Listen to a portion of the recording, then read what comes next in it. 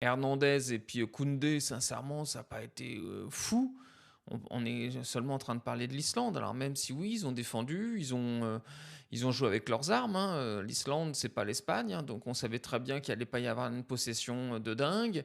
On sait très bien qu'ils allaient jouer en défense avec plutôt, heu, des contre-attaques. C'est un petit peu ce qu'ils ont fait hier, mais proposer aussi peu de choses alors que tu as des joueurs, alors moi encore une fois, Jules Koundé, on me dit toujours que c'est l'un des meilleurs latérales droits du monde. Moi ça je comprends pas. Je comprends pas comment qu'on peut dire ça. C'est peut-être un Jules Koundé, c'est un peu ce que Deschamps avait fait avec Pavard, à la coupe du monde, 2018. En gros, c'est une surprise, quoi. On l'a mis à ce poste-là, même à Barcelone, il joue ce poste-là. Moi, je comprends pas, il a pas les qualités, il a pas le oui, il a pas l'instinct, que peut avoir un latéral. Quand on fait le comparatif entre un Hakimi ou même un, comment il s'appelle, celui du Real? Carvajal, mais c'est pas du tout des Koundé.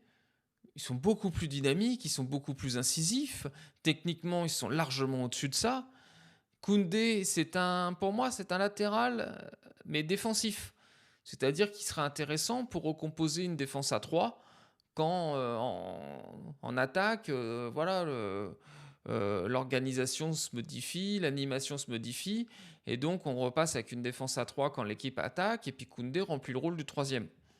Pourquoi pas? Mais c'est pas un latéral pur. C'est pas Hakimi, c'est pas un Théo Hernandez qui lui était de l'autre côté, qui, a, qui est beaucoup plus latéral dans le sang. Mais bon, en ce moment, il passe une période un petit peu difficile.